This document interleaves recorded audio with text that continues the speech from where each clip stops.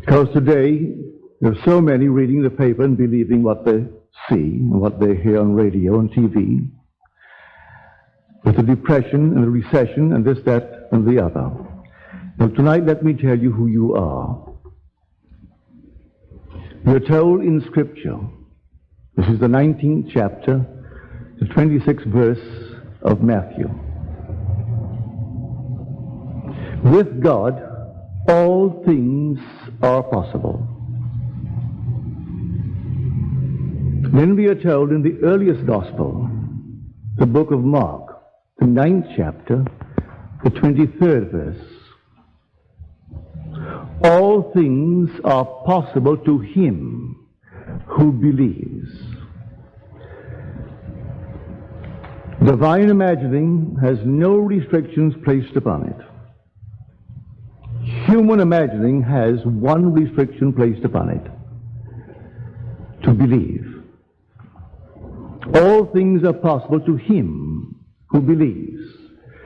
So they equate man, he's speaking of you, with God. But on this level, it is believing. Can you believe it? There is no other limitation other than man's capacity to believe what he has imagined. All things are possible to him who believes. So the only restriction placed upon man is his ability to believe what his reason, what his senses deny. That's all. No other restriction. Now I'll turn to the 115th Psalm. And here, I think the whole vast world has been guilty of this. The psalmist claims, our God is in the heavens. Their idols are made. First of all, our God is in the heavens, and he does what he pleases. No matter what it is, he does what he pleases.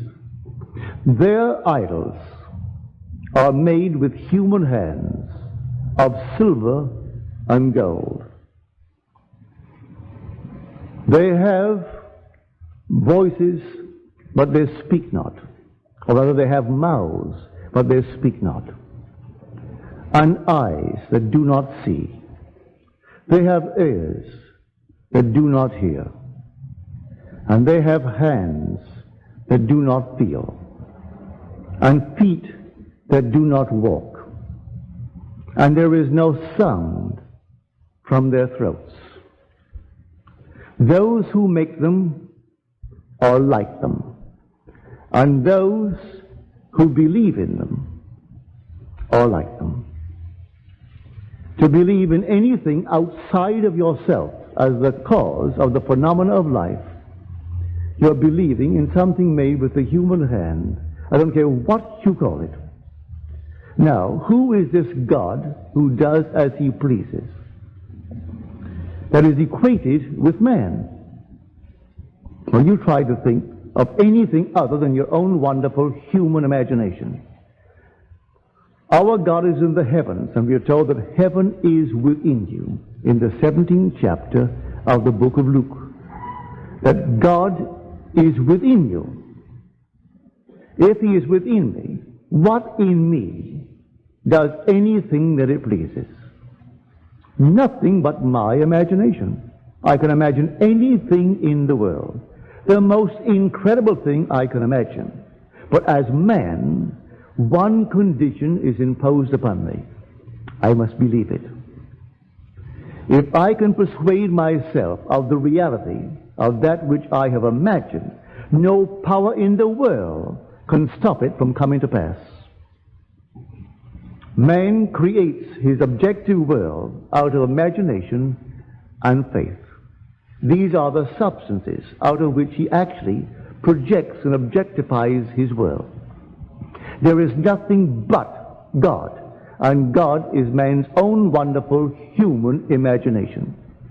Man is all imagination, and God is man, and exists in us, and we in him. The eternal body of man is the imagination, and that is God himself. So divine imagining, yes, it's instantaneous. But when it's keyed low into the human form, then there is one condition imposed upon it. Can I believe it? So I now come to the point of faith. What is faith? Faith is the subjective appropriation of the objective hope. So I have a hope. I would like to be this, that, or the other in this world. Or I would like someone, a friend of mine, to be this, that, or the other. Now I must appropriate it subjectively. I go down in my imagination and I simply conceive a scene which would imply that it's true. And I appropriate it. How do I appropriate a scene? I create a scene which would imply that it is true. Bringing the individual or friends before me, and I can have friends tell me, have you heard the good news? And I will act as though I didn't know what is the good news. Have you heard the news about, and they mention my friend, and I listen eagerly to what they're telling me about my friend. I'm appropriating subjectively my objective hope. All I have to do then is to persist in that state. As Shakespeare said in his Antony and Cleopatra, it hath been taught us from the primal state that that which is was wished until it were. But he used the pronoun he. But you can use it of anything in this world. But he said that he which, wishing the being to come into being. But you can wish it for a home, a place, or anything in the world. You need not confine it to a friend. That he which is was wished until he were. You can make it or there or anything else in the world. It's simply from the very beginning. The primal wish was simply to so give myself to a state that I lost myself in the state and I remain in that state until the state became objectified within my world. This is what the Bible is teaching everyone in this world.